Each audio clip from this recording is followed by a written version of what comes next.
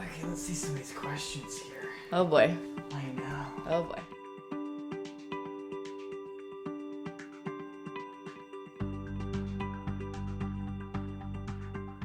So, we are here with Gabrielle Haugh, who I know as Gabby Haugh, now living in LA, which is where we're catching up with you now.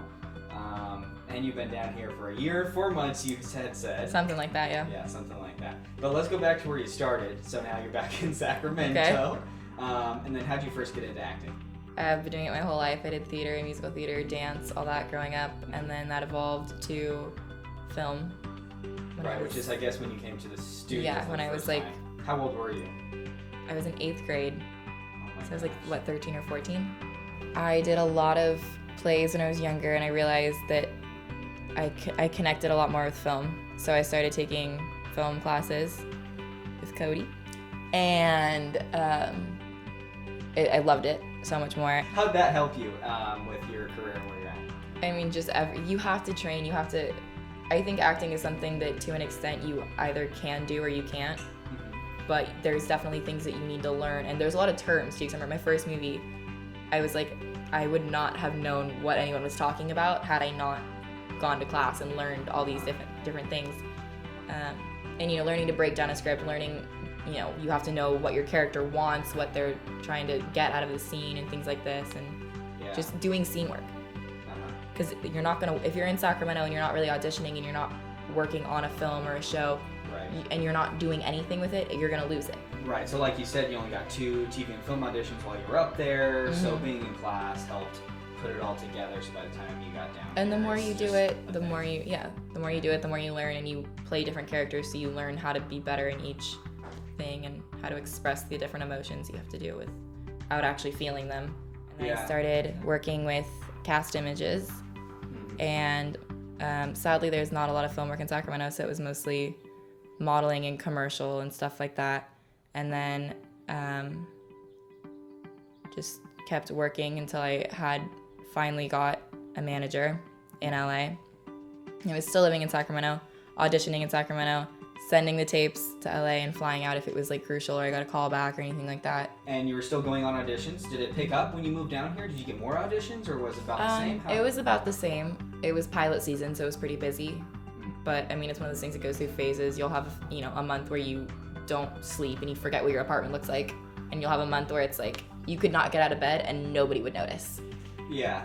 So lots of ups and downs with the auditions. Oh yeah, completely. How do you prepare for a role? Totally depends. Completely depends on the role. But usually, I'm very I trust my instincts a lot, and I've been told that I have very good instincts, and I get much better feedback when I don't prepare that much for the audition, because then I start overthinking it, and then it just becomes this whole mess acting, and I'm reading it and I'm like, it doesn't work. Yeah, exactly. So I usually, obviously I know the script, and then I'll just the day of stand in front of the mirror and just recite it until I know it. And it always changes though, the way I prepare it. It's never the way that I actually end up reading, because the person you're reading with. So it's more of an in the moment kind of a thing that, always. that you like to grab. Yeah. Okay, so you keep it fresh, keep it organic, I guess. Yeah. Yeah. Otherwise it just doesn't. And everything I've booked, like when I booked Headlock, I was nervous. I don't remember the audition at all. I thought I forgot all the lines. I don't know what happened, and then I nailed it. And then you happen to. So your agent calls, or your manager, and says you have a call back, and you're like.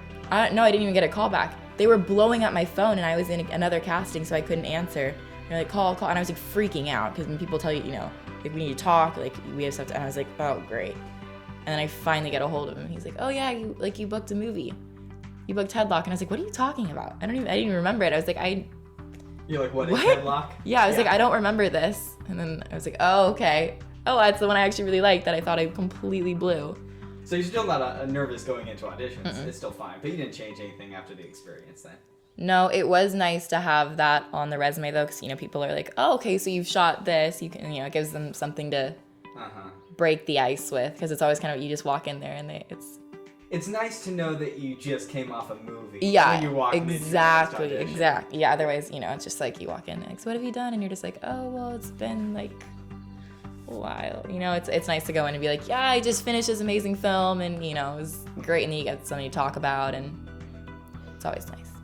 Every audition, you're not just auditioning for that role, because that casting director will be casting other things. You will audition for things that you don't want or that make absolutely no sense for you. You will. I've done it. I've auditioned for 30-year-old women. I've auditioned for 12-year-old girls. You're not gonna get it, but that casting director could call you in a week later for the next huge movie. So you have to always be thinking about that, and just don't quit, keep going, because it does not just happen overnight for most people. It's, you know, it's a journey. I did it for at least 4 years before I booked my first film. But it's a process, stick with it. It's a process. And it's amazing when you get it and you get to start working on a set and meet all these amazing people and actually get to do it. It's very different. It clicks in a different way. Yeah, you probably feel like you're working. Yeah. Like you're an actor. Yeah, and you don't think about anything the second that camera comes on. It's just like, okay, got it, let's go.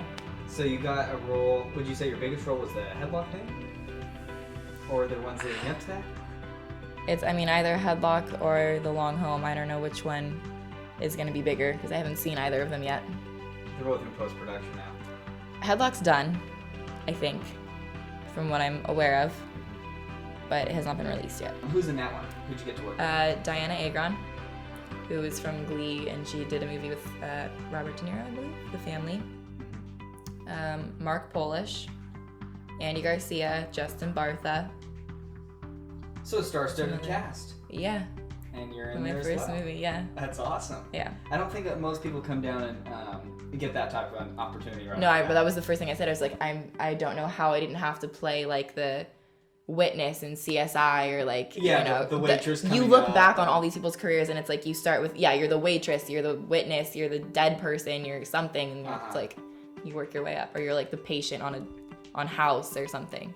And now here you are in this substantial role in a major motion picture with stars. Yeah. That's awesome.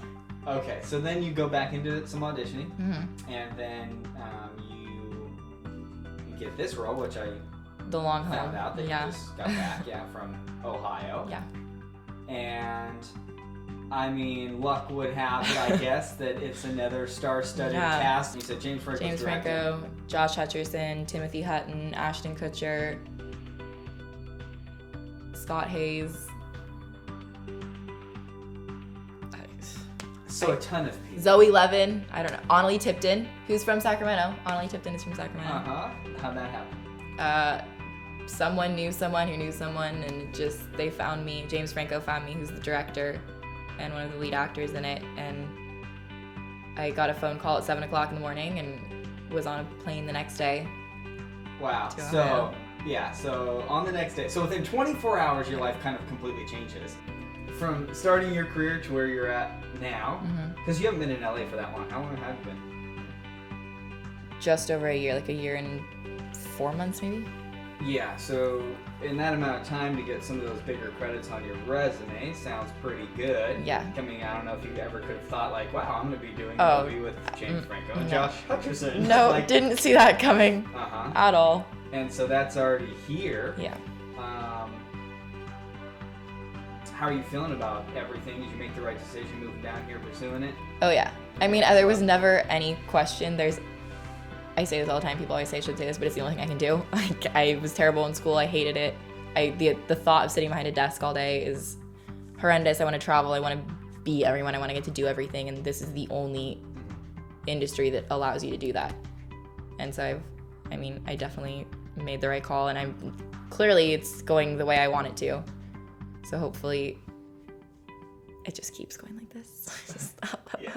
Any tips for aspiring actors out there? Just don't give up, don't quit. It's not easy to break into it, and it takes time. It takes a lot of time, but if you're committed and you keep working at it and you know what you're doing, it'll happen eventually. Just keep going. Okay. Don't stop. Stay on the path. Yeah, stay on the path. Okay. Don't do anything stupid and stay on the path.